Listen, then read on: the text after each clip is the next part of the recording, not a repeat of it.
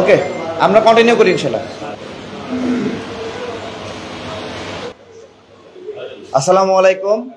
আসন্ন জাতীয় নির্বাচন নিয়ে নানামুখী ষড়যন্ত্র হচ্ছে।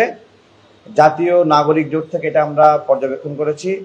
আজকে আমাদের সেই জন্যই সংবাদ সম্মেলন এবং কিছু ঘোষণা আছে।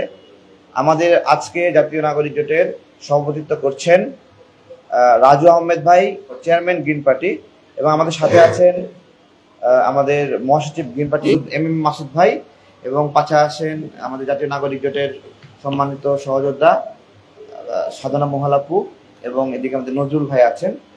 তো আমি অনুরোধ করছি রাজু আহমেদ ভাইকে আমাদের সংবাদ সম্মেলনটি শুরু করার জন্য। ধন্যবাদ। জাতীয় নাগরিক জোট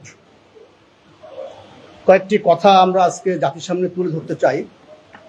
সেটা হচ্ছে আসন্ন জাতীয় নির্বাচন নিয়ে নানামুখী ষড়যন্ত্র জাতীয় নাগরিক জোটের কাছে দৃশ্যমান হয়েছে, আর আজকে তা নিয়েই আমরা সংবাদ সম্মেলন করছি।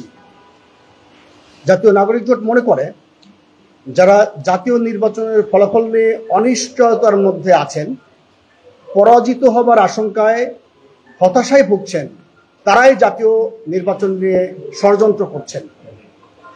আমরা একটি রাজনৈতিক দলের গুরুত্বপূর্ণ ব্যক্তির প্রতিক্রিয়া জেনে আশ্চর্য হচ্ছি।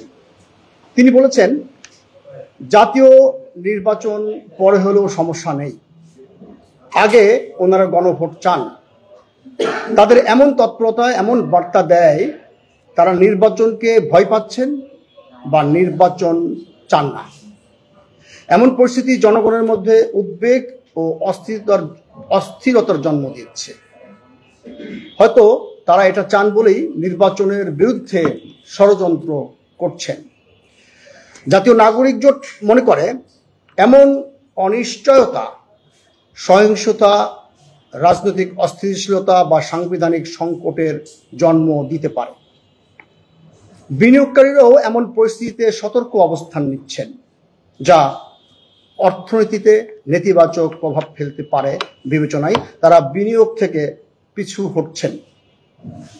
জাতীয় নাগরিক জোট মনে করে, রাজনৈতিক দল ও নেতাদের দায়িত্বশীল আচরণ অত্যন্ত গুরুত্বপূর্ণ। নির্বাচন বিলম্বিত হয় এমন কোনো কার্যক্রম থেকে তাদেরকে বিরত থাকার আহ্বান জানাচ্ছি। আমরা মনে করি, একটি অবাধ, সুষ্ঠু, নিরপেক্ষ ও অংশগ্রহণমূলক নির্বাচনই এই সংকট থেকে গণতান্ত্রিক বাংলাদেশ রূপান্তরের একমাত্র উপায়।